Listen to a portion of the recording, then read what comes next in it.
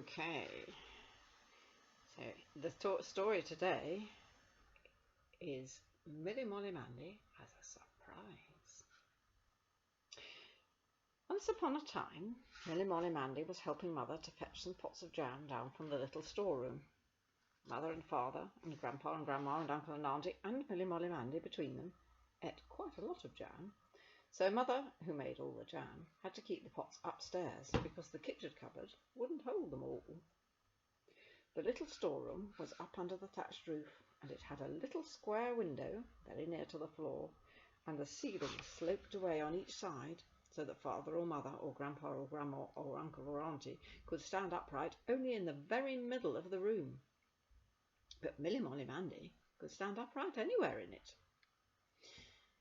When Mother and Milly Molly Mandy had found the jams they wanted, strawberry jam and blackberry jam and ginger jam, Mother looked round the little storeroom and said, "It's a pity I haven't got somewhere else to keep my jam pots." And Milly Molly Mandy said, "Why, Mother, I think this is a very nice place for jam pots to live in." And Mother said, "Do you?" But a few days later, Father and Mother went up to the little storeroom together and took out all the jam pots and all the shelves that held the jam pots, and Father stood them down in the new shed he was making excuse me, outside the back door, while Mother started cleaning out the little storeroom. Milly Molly Mandy helped by washing the little square window, so that my jam pots can see out, said Mother. There she is, washing the window. The next day, Milly Molly Mandy came upon Father in the barn, mixing colour wash in a bucket. It was a pretty colour, just like a pale new primrose, and Milly Molly Mandy dabbled in it with a bit of stick for a while, and then she asked what it was for. And Father said, "I'm going to do over the walls and ceiling of the little storeroom with it." And then he added, "Don't you think it'll make the jam pots feel nice and cheerful?" And Milly Molly Mandy said she was sure the jam pots would just love it. Such fun. A little while afterward, Mother sent Milly Molly Mandy to the village to buy a packet of green dye at Mr. Smale the grocer's shop. And then Mother dyed some old casement curtains of bright green for the little storeroom window, because, said Mother, the window looked so bare from outside. And while she was about it, she said she might as well dye the coverlet on Milly Molly Mandy's little cot bed, which stood in one corner of Father's and Mother's room, and as the pattern had washed nearly white, so Milly Molly Mandy had a nice new bedspread instead of a faded old one. The next Saturday, when Grandpa came home from market, he brought with him in the back of the pony trap a little chest of drawers, which he said he'd picked up cheap. He thought it might come in useful for keeping things in the little storeroom. And Mother said, yes, it would come in very useful indeed. So, as it was rather shabby, Uncle, who'd been painting the door of the new shed with apple green paint, painted the little chest of drawers green too, so it was a very pretty little chest of drawers indeed.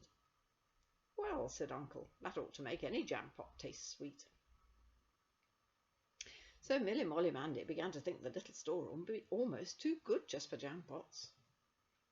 Then Auntie decided that she and Uncle wanted a new mirror in their room, and she asked Mother if their little old one couldn't be stored up in the little storeroom. And when Mother said it could, Uncle said he might as well use up the last of the green paint so he could throw away the tin.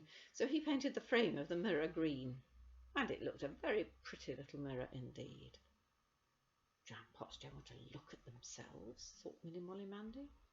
She thought the mirror looked much too pretty for the storeroom. Oh, well, a mirror helps make the room brighter, said Mother. Lighter and brighter. Then Milly Molly Mandy came upon Grandma, embroidering a little wool bird on either end of a strip of coarse linen. It was a robin with a brown back and a scarlet front. Milly Molly Mandy thought it was a pretty cloth, and she wanted to know what it was for. And Grandma said, "Oh, I just thought it would look nice on the little chest of drawers in the little storeroom." And Milly Molly Mandy laughed and begged Grandma to tell her what the pretty cloth really was for, but Grandma would only chuckle and say it was to amuse the jam pots. The next day, when Milly Molly Mandy came home from school, Mother said, "Milly Molly Mandy, we've got the little storeroom in order again. Now, would you please run up and fetch me a pot of jam?" Milly Molly Mandy said, "Yes, Mother, what sort?" And Father said, "Blackberry." And Grandpa said, "Marrow ginger." And Grandma said, "Red currant." And Uncle said, "Strawberry." And Auntie said, "Raspberry." And Mother said, any sort you like, MillyMollyMandy. MillyMollyMandy thought something funny must be going to happen, for Father and Mother and Grandpa and Grandma and Uncle and Auntie all looked as if they'd got a laugh down inside them. But she ran upstairs to the little storeroom, and when she opened the door, she saw her own little cot bed with the green coverlet on, just inside, and a little square window with the green curtains blowing in the wind, and a yellow pot of nasturtiums on the sill, and a little green chest of drawers with the robin cloth on it, and the little green mirror hanging on the primrose wall, with MillyMollyMandy's own face reflected in it.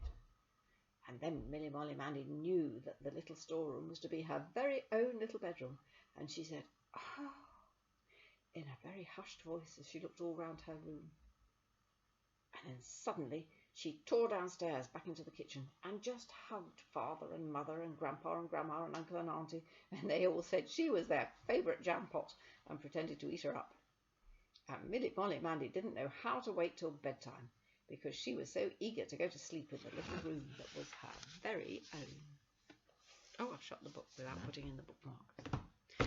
Well, as you can see from the fact that I'm wearing smart clothes again, I've been to another Zoom cocktail party to celebrate the birthday of one of our friends. And I'm now going to finish my cocktail. Cheers. Till tomorrow. No point pressing the screen.